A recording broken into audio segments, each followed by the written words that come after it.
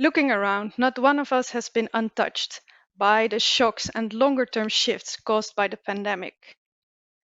Whether we're talking about the emotional turbulence due to staying at home, or rather the more rationally enforced choices for the sake of staying safe, it is fair to say that it has deeply affected what we care about. And naturally, this turmoil is reflected in consumer demand.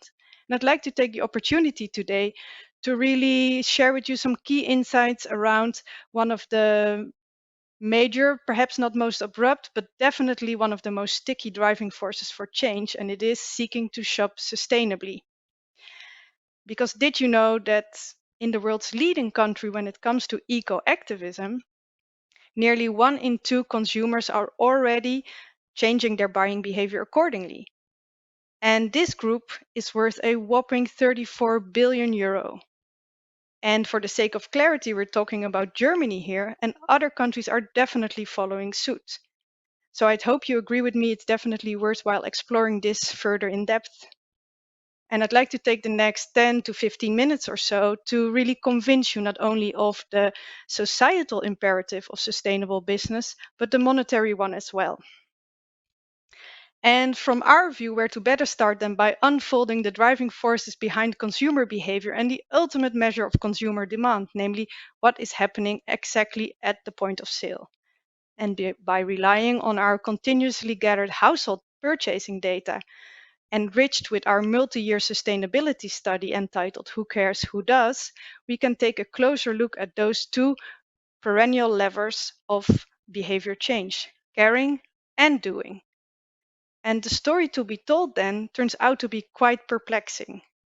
And the story really evolves around three major headlines: the impact of the pandemic on consumers' view on sustainability, the growing business sense to it, and the challenge of closing the value action gap. So let's start with the main question. How has consumer concern and action in this realm developed in the past period? Across the globe, over half the population feels that sustainability matters more to them today than it did before due to the pandemic. And as a result, the number of eco-actives across the globe, that means those that have a fundamental concern about environmental issues, are taking actions accordingly and have an intrinsic motivation to reduce their own footprint, are rising from 15% in 2019 to 22% in 2021. So that's nearly 50% growth in just 2 years. And that really means that at this point, nearly 1 in every 4 consumers cares and acts. And this is even more so in Europe, where eco-activists are now comprising 28% of population. And as already pointed out, in Germany, this is even reaching unprecedented levels of 46% of population. The pandemic has not only accelerated concerns, it has also caused focal shifts. Where before manufacturers were held most responsible and most able to solve environmental issues, this is now relayed to governments. And there has also been a shuffle in the type of environmental concerns consumers worry about. Looking at the top 3 concerns across the globe, we find that climate change and water pollution, there the concerns are really intensifying. Whereas on the other hand, concerns about plastic waste are diminishing a bit.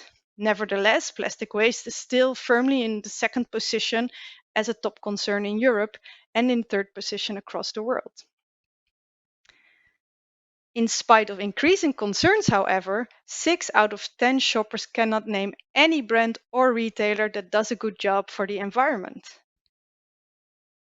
But when you do a good job, you will be rewarded because over 2/3 of the shoppers have actually said that they have stopped buying a certain product because of the negative impact. And also over 2/3 have actually switched to an alternative that is similar but has a positive impact. We predict that the eco-actives will account for over half the population by 2029. Brands, retailers, and categories that currently underperform with the eco-actives will face a big loss in the time to come as the population will shift. But winning favor with the eco-actives takes time, and it is quite urgent to act now in order to benefit in the years to come. So where to start? It's surely worth having a closer look at Germany to understand the future market impact and where it's heading. So as stated, currently 46% of German shoppers are eco-active, meaning they care and act. And together they are worth 34 billion in FMCG spend. But they're not only valuable because of their sheer size, but also because of their shopping behavior. They are big spenders and tend to shop more frequently. So that really means that there's lots of opportunity to get face to face with them. And being on their shopping list definitely pays off. When we look at the top 10 brands that over-index with the eco-actives in Germany, we have found an average growth rate of 11%. That is nearly double market average. And needless to say, there's also been a major shift in categories, of course. This is good news for categories such as meat replacers or vegetable spreads, where the eco-active value shares actually roughly 30% above their average. But this might not be such good news for other categories such as salty snacks or ready meals on the long term, where we find exactly the opposite. Equally, in Germany, currently the hard discounters are 2% below their average market shares with the eco-actives. And in a multi-billion dollar market, 2% really quickly adds up. So the question here is, are you well prepared? Let's break it down maybe a bit further to make it even more tangible. In FMCG everywhere, plastic bottles are held to be one of the most polluting packaging, whether this technically holds true or not. And logically, we'd expect a major sales effect here in the bottled drinks market.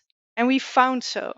We actually see that the value share of plastic bottles went down from 87% last year to 81% this year.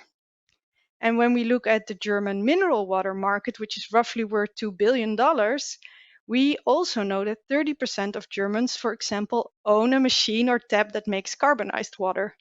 And surely not all are active users, but those that are, we see that they all buy 100 liters per year less per household.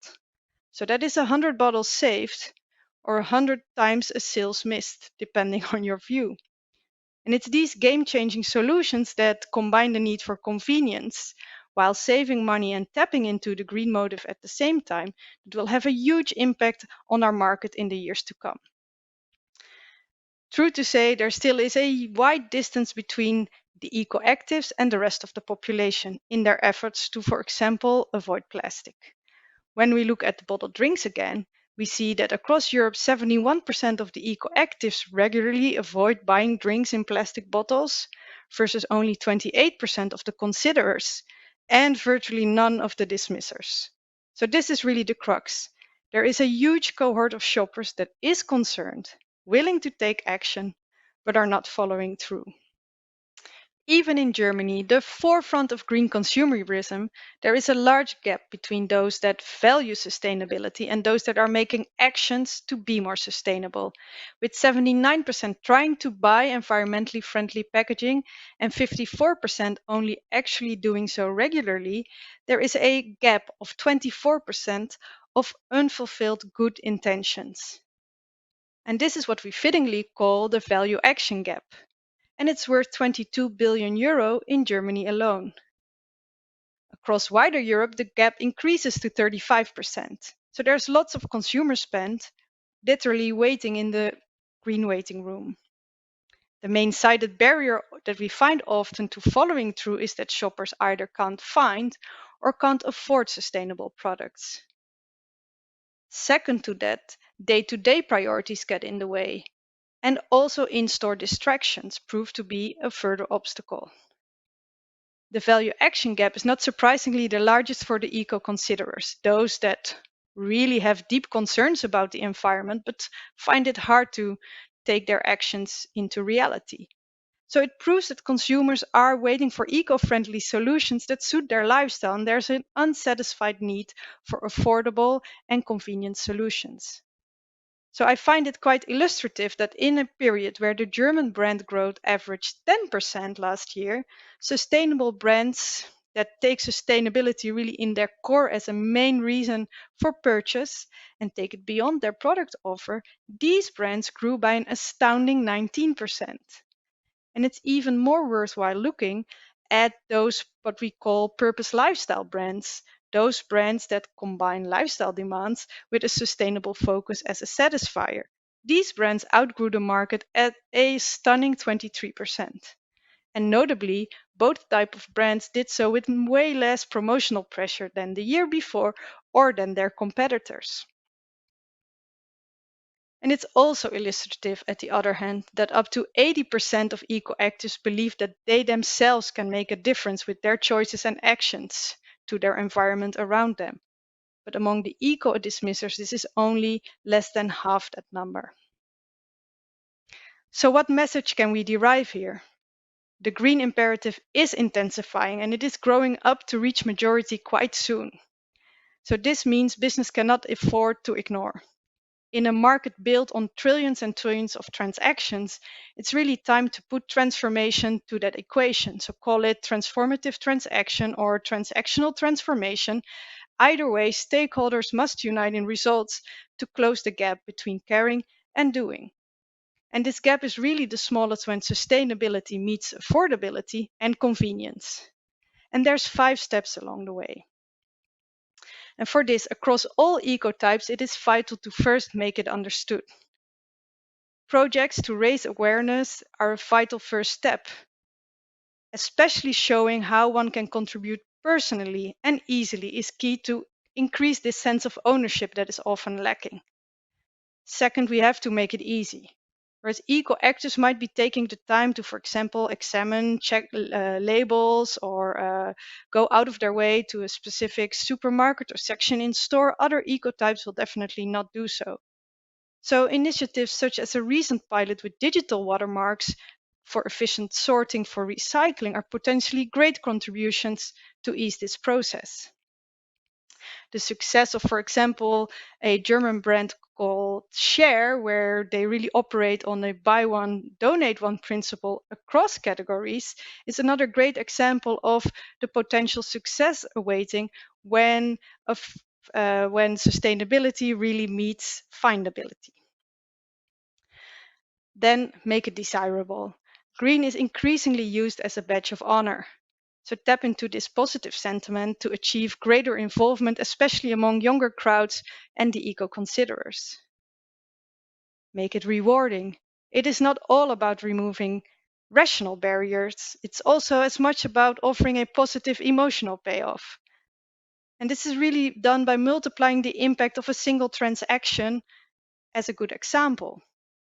The micro levy scheme put in place by Co-op and the Water Unite, where they are together donate 1 cent for each bottle of water sold to sanitation and waste reduction projects, is a good example of that. And the greater the transparency and traceability, the greater the payoff. Finally, make it a habit, especially for those that are already proactive in their actions. Thoughtful shopping should really be enabled. Refill stations, front of pack information, and targeted discounts or loyalty rewards are likely examples to really stimulate lasting behavior change. On behalf of GfK, thanks for joining, and please stay tuned for lots more to come later on.